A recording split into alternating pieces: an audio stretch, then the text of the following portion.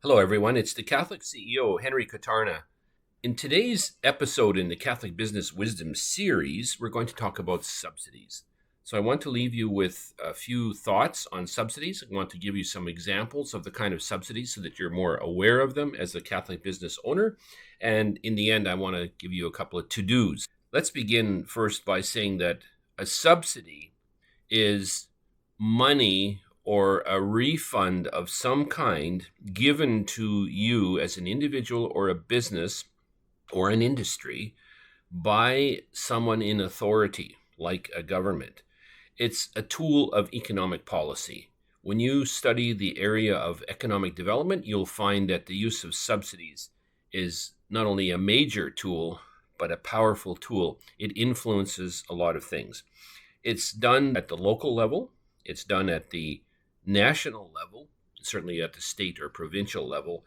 It's also done at the international level, where a country might subsidize an entire industry in order to give it an advantage out there in the real world.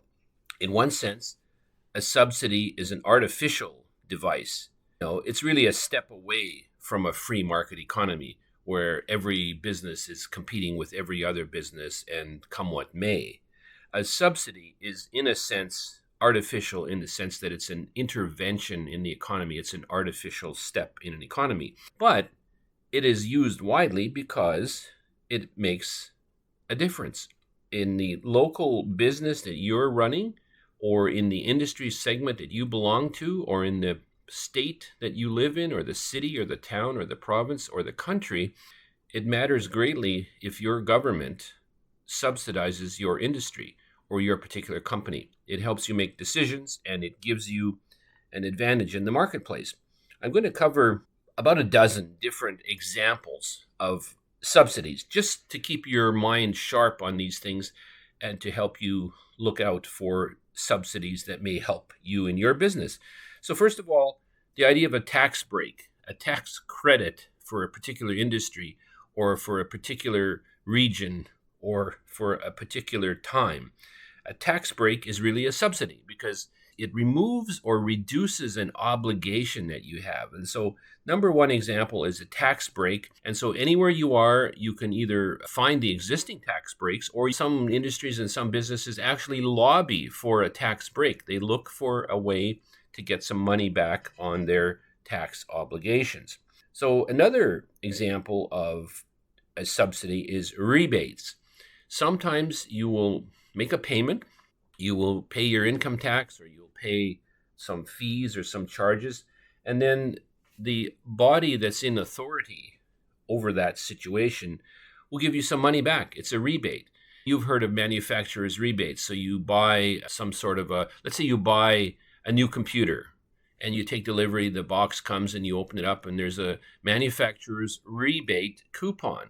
So that's a subsidy. It helps you to reduce the price of the actual product that you're buying or the service, and it keeps you loyal. It has a loyalty factor. It also keeps you interested and competitive with the other competition. So if you're a coffee roaster or a sign maker or something like that, you might offer a first-time rebate to somebody. So that's a powerful tool. Tax credits. Let's talk about tax credits in a formal way. Governments don't usually cut your taxes, but they do offer incentives and they do offer subsidies.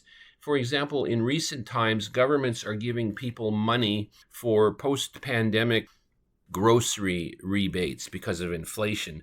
I know of a country that is giving people some sort of an energy sensitivity grant, which is really a rebate. It's a tax credit. But the mechanism is that it's a subsidy. It subsidizes your tax bill. You pay your bill, but you get that subsidy in the form of a tax credit, or sometimes it's called a rebate, later on, once you've paid your tax bill. And then the governments, in their wisdom, they will make a public policy decision and they'll try to give you some money back. And the motivation for that is a whole other question. And I know you can see where I'm going with that. Another example would be scholarships or tuition discounts. That is a form of subsidy. It subsidizes education. So let's say a country or a city or a state or even a university wants to attract a certain quality of student or they want to approach technical schools, for example. You might want to have more electricians.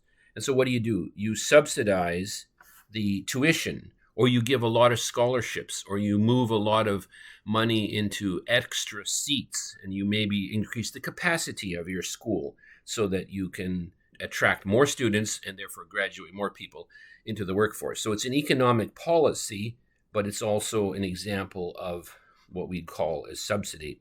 Let's take a look at another example, economic zones.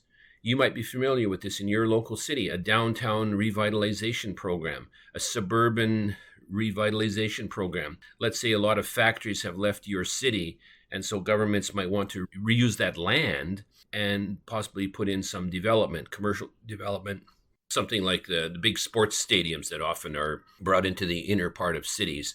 They revitalize, they locate, they create new development, new tax revenue, but the operative factor is that it's a subsidized deal, and so some taxpayer money is offered at the very beginning in return for later having a larger economic impact, like jobs, wages, taxes, and so on.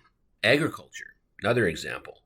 Your local milk and dairy producers might very well be subsidized in order to keep them going, because maybe the cost of running a dairy farm is such a tight margin that you can't survive. But at the same time, a local supply of milk and other dairy products is actually vital. You can't ship that across the world very easily. You can't ship milk unless you have refrigeration. And so you might find that your local area, in order to keep the farms and the dairies going, will actually provide subsidies. So that's only one example. Many crops are subsidized.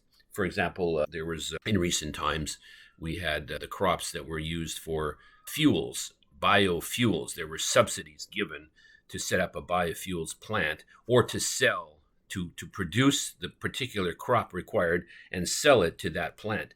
Sometimes people were subsidized. A discount is another example of a subsidy. You might go in your negotiations to buy, let's say, steel or electrical components, or for electronics, you might buy in bulk. And when you buy in bulk, you might negotiate a discount. And so that's even a consultant sometimes has to negotiate a discount for multiple hours. And that is really a subsidy. It's intended to subsidize your work, and it has a personal impact, yes, but it's often known as a subsidy. Location grants. Sometimes a factory, take a look at last time we talked about the economic center of the United States shifting to the southeast from the northeast, and that has happened dramatically in the last couple of years. What is one of the examples? Well, the auto industry, huge car plants brought into the southeast of the United States, where the lower wage rate is an enticing factor.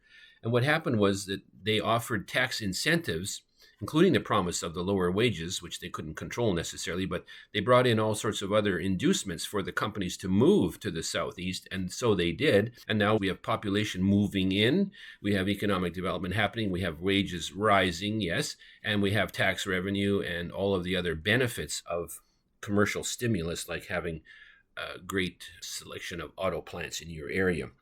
Startup grants to business is another example of subsidies. There are many countries, Europe, United States, Canada, that subsidize your startup. If you go to do a startup, particularly in a technology area, it is inevitable that your government will have some kind of a program to give you a grant in order to help you get going, or a low interest loan, or some other kind of subsidy to entice you and induce you to take action in that area.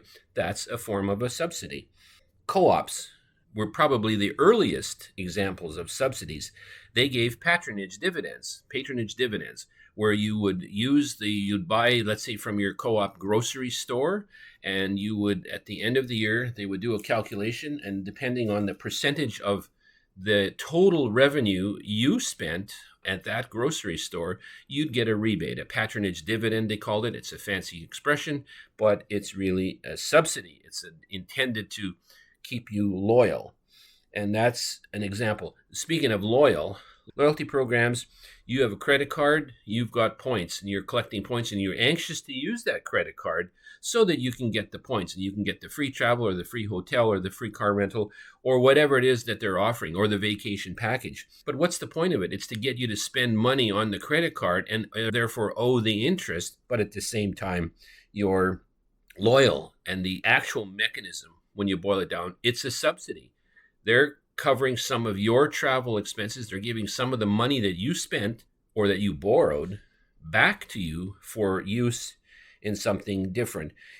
Travel points, retail stores, every retail store, every office supply store, every manufacturer, even car dealers will have a program that if you bring your car in for servicing, you're going to get a rebate, and that's a form of subsidy. So in general, this is the story of subsidies. They are devices that are considered artificial in, classic economic theory, because they are a distortion of the marketplace. They don't allow the free market to work. They are distortions. They are deliberate efforts to change the results of what the free market would offer you. But subsidies are not only indoctrination like that, they are also well accepted by people. Everybody wants a subsidy. Everybody understands how they work. And the 12 or so examples I've given today are just really the tip of the iceberg in the format and the methods of how subsidies are given. You're also, I would say, keep an eye on your local market, particularly the local municipalities, towns, cities, villages, your state and province, and certainly your federal and national governments. They are great repositories of policies that forecast, what an industry is about to do, where it's going, and then they make steps. They take legislation, they bring in monetary policy, tax policy, all the things we've talked about previously, but they also have, as a public policy tool, the subsidy model, and they can disguise it, they can make it enticing, they can make it attractive to you by naming it something or tying it to a certain behavior like, climate or anything substantial like hiring a student for the summer or, building yourself a business in a local area rather than someplace else that you might normally consider it. So a subsidy is an economic tool. It's a powerful tool, but it has personal impact because every business and every industry segment with all the businesses in that segment are affected by subsidies. They're helped normally by subsidies. The thing to remember is that you're paying for it anyway. No subsidy is a gift to you. It's always using your money that you've already paid, and it's giving some of it back to you. That's what a subsidy is. You might argue in monetary policy that the governments create the money and give it back to you, create money out of thin air, as we said the other day. But the point is, a subsidy, generally speaking, is money that's given back for a particular reason, having been collected in the first place. You've already paid the bill. You've already paid for that, committed to it, borrowed it, or bought it with your own money, and you're getting something back. Considered now in our economic system, it's a modified form of capitalism. It's a modified free enterprise system. It's what they call perhaps even a mixed economy because it's no longer a purely free market economy. A couple of last things. What should you do if you're a small business owner? Make it part of your responsibility to check out what all the subsidies and discounts and rebates are. You might actually be missing out on something that can help you start a business, expand it, add a new product, do a certain marketing, do a certain promotion, or service a certain area. So do your research and also consider location. We always want our small business to be a couple of blocks away or a few miles from our house. But you might consider moving out of the city, for example, into a more suburban area or from a suburban area to a more rural area if your market is there. You have to do your smart market analysis, of course, but consider when you're first locating a business. If you're already in place, it's tough to relocate, but sometimes people do that too. They relocate a business in order to be attracted to a different area because of the various subsidies. It's important to always protect your business and your industry by joining your business associations and then lobbying governments, I would say, because they respond to lobbying. All of these subsidies, every example I've given today, it's all because industries lobbied for them and they asked for them. Now, the level of sophistication of your lobbying efforts, if you're a small restaurant in a little suburban strip mall, you're not going to have economic power to go to Washington or Ottawa or London and lobby the government. But on the other hand, if you don't put your voice in there among others, you will lose out, because the big lobbyists, the large industries, have professional paid lobbyists that make a lot of money, and they're very skilled at what they do. So the idea is to keep your eye on what's happening in the area of subsidies. So thanks again for being here for this Catholic Business Wisdom series. It's great to have you, and God bless you in your business, and we'll see you next time.